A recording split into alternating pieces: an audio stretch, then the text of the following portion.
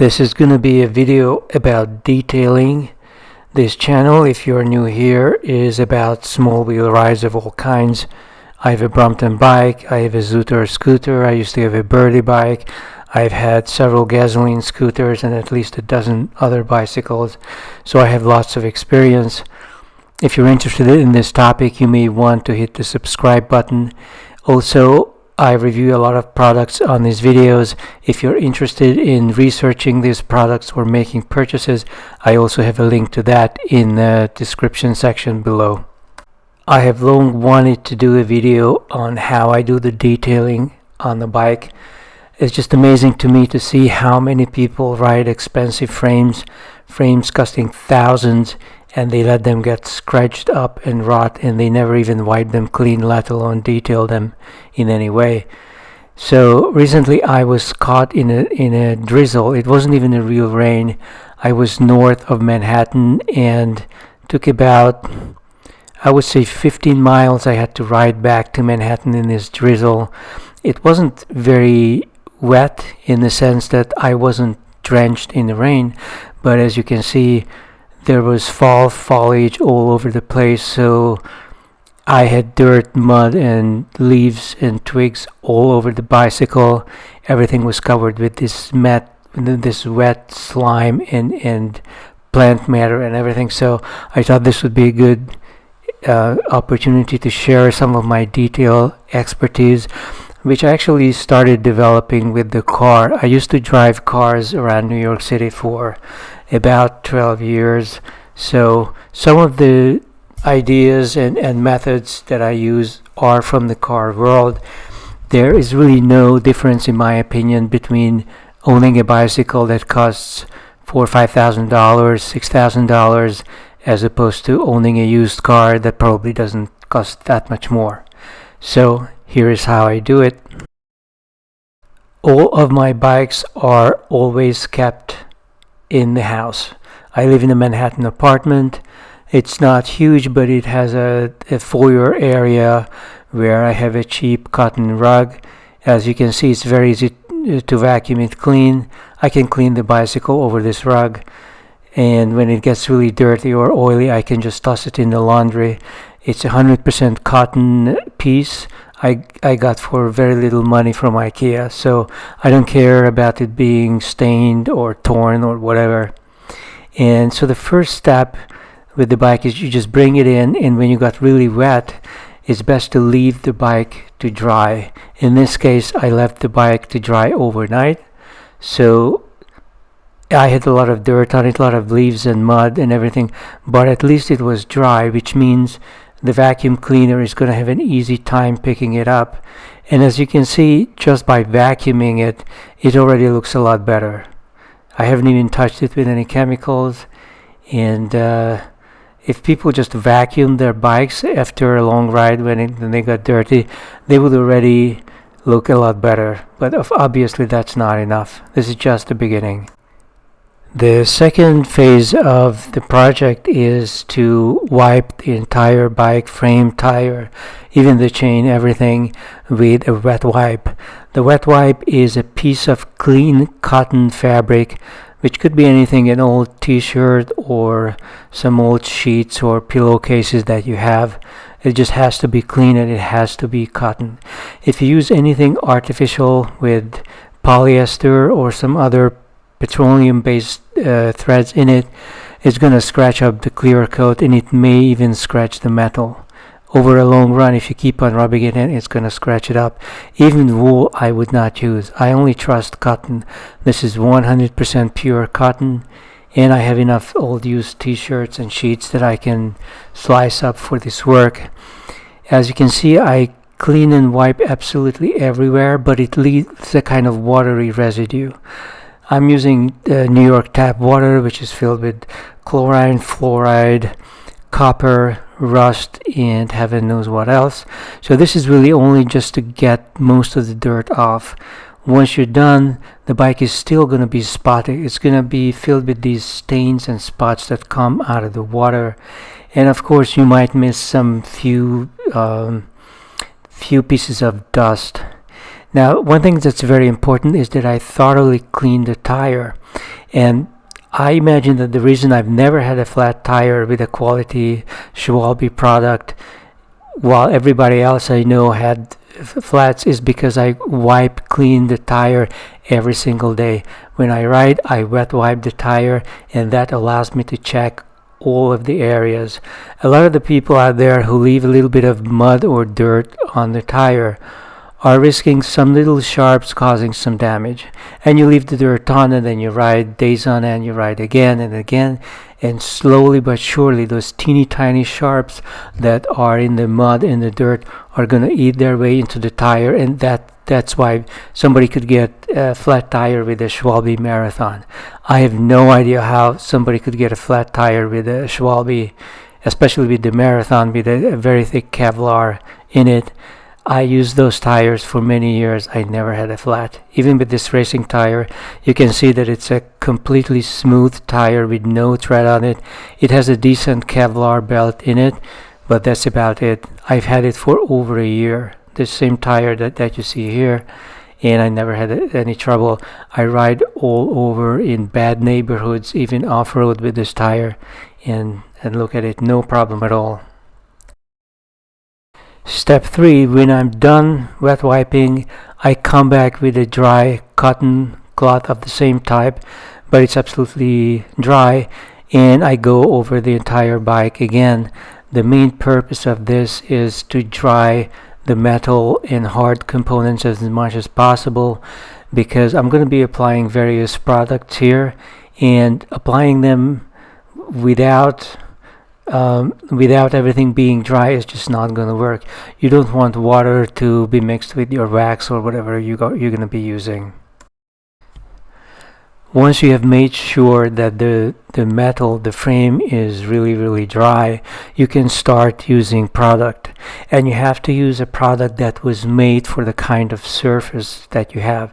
You can't use a wax on everything. In my case, I have a nickel-plated main frame, so the main section of the frame is plated with a metal. It could be nickel, could be anything else. Any kind of metal polish is going to work on it. I have put a link to the products I am using. It's below in the description section. You can choose this or anything that's highly rated. Anything with a 5-star rating is going to be pretty good. So I'm going to use this MAS metal polish, which has been sold on Amazon for years. I have a very good experience with it. I don't think anybody would complain. I'm using yet again the same kind of clean cotton wipes that I have, and I'm sorry about the video, so badly cropped, but this was a camera attached to my head, and this is filming something close up, so it's not perfect. But you can see that when you use a product that was made for the surface you are treating, it really brings out the shine. I mean, when I'm done polishing the nickel plating on this frame, when I go out on the streets, all the kids are pointing fingers and yelling about the bike and everything, so it becomes really a really gorgeous, flashy frame. But this is not something you want to use on the black parts. The black parts have paint and clear coat on them, so metal polishes are not going to work. Also, you can't use this on the tire or on the grips, any of the plastic components. For those, I typically use wax, and that's going to be the next section. But you can also buy a separate product for just made for plastic, made for tire. I don't typically detail my tires. I'm not that crazy. But there is product for plastic if you're interested. For the black parts, which are painted and clear coated, I'm using S100 wax. I highly recommend this product. I use this on my cars. This is an amazing product, and it's actually not even an artificial product. I don't know if they have any petroleum in it, but most of it is actually beeswax. It's a really high quality, very dense kind of saturated fat that is so dense and so hardy. As soon as you apply the wax, you must start wiping it off. So it's not like with a weaker wax that you put it on, wait for 5-10 minutes in hope that it's going to develop some kind of a protective film and then wipe it off. No, right away you apply it in small areas, immediately start buffing and wiping it off, because it's so dense it becomes a white thick film on the paint that's really hard to get off. You can use it on plastic if you wanna. I certainly have, but it is not as good as a product specifically made for plastic. And you can see that the S100 definitely brings out the shine on anything. And I bought my jar, I think 5 years ago, 7 years ago. It's still going strong. And the Brompton doesn't really have such a fancy paint job. It's not as nice as what the Birdie has at the basic level, basic trims. If you paid extra money for a high-end paint job for the Brompton, like a two-tone, those are better. They get a lot more clear coat. But even on this simple black paint, you can see that it just looks a lot better. Once you buff it, if you use S100 with a nice full cotton, 100% cotton rag, it's really gonna make the bike look pretty shiny, pretty good. In addition to the frame itself and the extremities, I detail with the wax the motor, which is also covered in metal, even a little bit of plastic, like I have the controller and I have my ergon grips. I do all the rest of it pretty much with the wax. If you want to use something specifically made for plastic or rubber, you have those options. I never really explored them. I used to use on the car a tire dressing solution, which can make the tire look really nice and shiny, but I'm worried about the narrow tire of a bicycle becoming slippery and unstable. So applying tire dressing on a car is one thing. On a bike or motorcycle, I don't recommend it. I think it makes the tire slippery and just dangerous to use. The final step before I'm fully done with the frame is to go over everything with a dry, absolutely clean piece of cloth and get into every little crevice to make sure there are no wax residues, no chemicals. If you leave any greasy residues, that's just gonna trap dust and dirt in it. So you want the frame to be reasonably dry after all this greasing, and the grease is supposed to be massaged into the paint, into the metal. It's not supposed to be sitting on surfaces. So that's the final step. And I also, just for aesthetical concerns, I hand polished especially the nickel plated part of the frame to make sure there are no fingerprints, because after all this work I want the bike to look really, really good. The next step is going to be to dress the saddle. I have a really cheap $40 or $50 saddle. I have done a very popular video on wide saddles and why I believe in them. Obviously, I would prefer to have a high quality Brooks saddle, but Brooks does not make anything in this size. So I still have the I still have the Proofhide, which I believe is the best thing for leather from Brooks. And even though my saddle is probably artificial leather, it's not even natural. I use the Proofhide on the saddle. I use it on my leather shoes.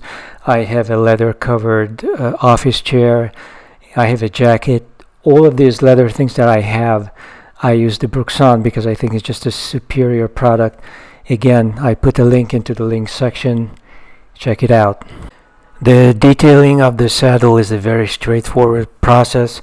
You just gently rub the compound into it and wipe off any excess. I think it's some artificial leather. It's really a petroleum product on top, and it might be plastic on the sides. I really just care about the top. The whole saddle cost me a few dollars. I've already had it for at least 2 years, if not longer, and it's still going strong even though it's not even a Brooks. So this is not so much for the looks of the saddle because I'm sitting on it, but I'm just trying to hold on to it as long as I can, mostly for environmental reasons. I could afford to buy a new cheap saddle every year, but I don't want to toss too much plastic into the landfill. With the frame and the bicycle basically done, the final step is going to be to get to the drivetrain. This is the chains and the cogs and the chain wheel and all of that. And that starts with a product I'm sure we are all familiar with, WD-40. Everybody knows this, everybody uses this. The problem is a lot of people imagine that this is a lubricant. It's not a lubricant. You're not supposed to spray it onto the chain or metal parts and just leave it there. This is really a degreaser solvent. You're supposed to spray it on, leave it on for a few minutes, and then wipe everything dry. This is the messiest part of the whole project. As you can see, I put down some extra paper on top of the rug, and be careful where you're going to do this. You could do this in a garage or in an empty parking lot, and I'm trying to be careful here and not apply too much WD-40, but it is messy any way you look at it. You can see that those oily, greasy dirt and things that are coming out of the chain and the cogs. So I just let it all fall on some pieces of paper and I throw it all away. After you apply the WD-40, you want to wait for a little while before wiping everything clean. And when it comes to wiping, I'm using my usual cotton rags, and don't press on too hard. I'm not trying to scratch up the metal, I'm just trying to remove the dirt, and I go over everything several times. The end result is it's a little bit wet, but it's not meant for lubrication. For lubrication, you want to use a specific product. This is the chain oil I use. I have a link to it in the link section. This is not the only product that is good. You can go on Amazon or Walmart, whichever you like. Just pick something that has a 5-star rating, and I think you're going to be quite happy. What's really nice about the Tri-Flow is that it has a nice long applicator, and I use that slowly on the chain, trying to get some oil into every little bit, and I gradually move the chain with the chain wheel. Again, I'm sorry about the cropping of this video, but the point is you just want to go over the entire length of the chain and apply a little bit of oil on both sides. And then I apply some to the cogs as well, not to the chain wheel, but to the rear cogs I apply some oil as well.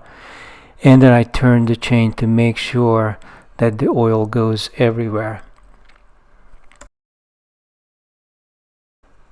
When done, I wipe the chain and everything a bit, but this is not as aggressive a wipe as I did with the WD-40. You do want some oil to remain on the chain and on the cogs. You don't want to wipe too much, but mainly you want the chain to be lubricated, not so much the chain wheel and other parts, but you do want the chain not to be drenched in oil, but to be slightly wet. And this is a process I could have done after wet wiping the bike, so you don't have to leave it to the end. This is just my personal choice to leave it as the last step. This is it for a full detail. It took about maybe over an hour, but the results show. I mean, I have a really nice clean looking bike, not just clean but shiny and looks like new, or maybe better than new, because what you buy in the store has never been detailed. It just came straight from the factory. And I always spend some time admiring my work. And this is something I do. I would say I do a quick wet wipe detail after every single ride at the end of the day. And this is something I do once a week, once every other week, something like that. Whenever the bike looks a little bit below standard, you see a little bit of scratches and some little chips and dings after 6 years of riding it. But looking at the bike from a distance, it still looks like a hot bike despite the blemishes. And there's absolutely nothing wrong with it technically. so it works just as well as it did when I bought it. So I highly recommend this approach to handling a high-end bike. If you have a $500 Huffy bike, you may not want to bother. Although even then I would wipe it and keep it clean. But if you have something that costs you thousands of dollars, and especially if you want to resell it at some point for a decent amount of money, I highly recommend keeping the bike this way. Not to mention that it's way more fun. Just way more fun to ride a bike that looks good. This is showroom quality. And just like owning a Porsche or some kind of exotic car that you baby and detail every weekend.